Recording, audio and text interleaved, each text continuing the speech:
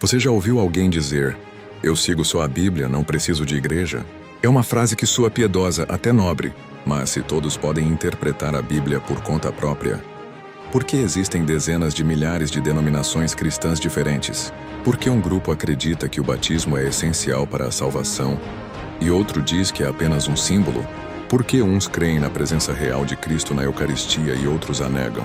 Todos afirmam seguir a mesma Bíblia, mas chegam a conclusões que se contradizem. A verdade pode ser contraditória? Hoje nós vamos ver o que a própria Bíblia, a história da Igreja e os padres antigos ensinam sobre quem realmente tem autoridade para interpretar as Escrituras. Já se inscreva no canal e ative o sininho para não perder nenhuma de nossas superproduções. Deixe o seu like, compartilhe e comente o que achou do vídeo abaixo. A Reforma Protestante começou com o princípio do livre exame da Bíblia, ou sola Escritura. A ideia era que cada fiel, iluminado pelo Espírito Santo, poderia ler e entender a verdade por si mesmo. Mas o resultado imediato não foi a unidade na verdade, e sim uma explosão de divisões. Os próprios líderes da Reforma, como Lutero, Calvino e Zwinglio, discordaram radicalmente entre si em pontos cruciais da fé, todos afirmando seguir apenas a Bíblia. Sobre a Eucaristia, por exemplo, Lutero defendia a presença real de Cristo. Zwinglio afirmava ser um mero símbolo e Calvino propunha uma presença espiritual. 3 homens, uma Bíblia, 3 doutrinas diferentes. A confusão foi tamanha que o próprio Lutero lamentou. Há tantos credos e tantas interpretações quantas são as cabeças. Se a Bíblia fosse autoexplicativa, por que geraria tamanha confusão? Deus é um só. A verdade é uma só. A desunião não pode ser o fruto do Espírito Santo. O mais irônico é que a própria Bíblia ensina que ela não se interpreta sozinha. Em Atos dos Apóstolos, capítulo 8, um alto funcionário etíope, um homem temente a Deus, lia o profeta Isaías em sua carruagem. O apóstolo Filipe se aproxima e pergunta: "Compreendes o que lês?" E a resposta do eunuco é demolidora para a tese do livre exame. Como poderei entender se ninguém me explica? Ele precisava de um intérprete autorizado pela Igreja. São Pedro é ainda mais explícito em sua segunda carta, capítulo 1, versículo 20. Nenhuma profecia da Escritura é de interpretação pessoal. E no capítulo 3 ele adverte sobre as cartas de São Paulo, dizendo que nelas há pontos difíceis de entender, que os ignorantes e instáveis deturpam, como fazem também com as outras Escrituras, para a sua própria perdição. A Bíblia adverte que a má interpretação leva à destruição. Como poderia ser seguro cada um ser seu próprio mestre? Ao contrário, Paulo instrui seu discípulo Timóteo a guardar o bom depósito que lhe foi confiado, 2 Timóteo 1,14, referindo-se à tradição apostólica oral que ele recebeu. Vamos ao ponto fundamental. Jesus Cristo não mandou seus apóstolos escreverem um livro. Ele fundou uma igreja. Ele não disse: "Quem vos lê, a mim lê", mas sim: "Quem vos ouve, a mim ouve". Lucas 10:16. A autoridade de Cristo foi transferida para os apóstolos e seus sucessores, a quem ele ordenou: "Ide, pois, e ensinai todas as nações". Mateus 28:19-20. A autoridade para ensinar, e portanto para interpretar, foi dada à Igreja, não a indivíduos isolados. A Bíblia não caiu do céu com uma capa de couro e um índice. A Bíblia veio da Igreja. Foram os sucessores dos apóstolos, os bispos católicos que, em concílios como os de Hipona e Cartago, no final do século IV, guiados pelo Espírito Santo, discerniram quais livros eram inspirados por Deus e pertenciam ao cânon das Escrituras. Se alguém confia na Bíblia que tem em mãos hoje, já está, mesmo sem saber, confiando na autoridade da Igreja Católica que a compilou e protegeu por séculos. Rejeitar a autoridade da Igreja é serrar o galho sobre o qual a própria Bíblia está assentada. E essa não era uma opinião isolada. Os primeiros cristãos sabiam disso muito bem.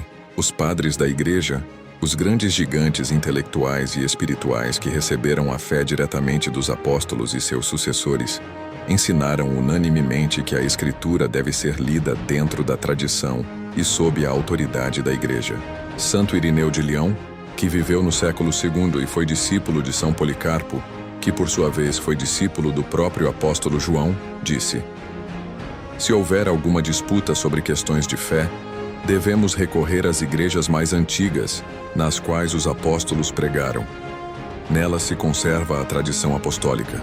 Santo Agostinho, talvez a maior mente do primeiro milênio, que passou anos buscando a verdade em outras filosofias, declarou de forma esmagadora: eu não acreditaria no Evangelho se a autoridade da Igreja Católica não me movesse a isso.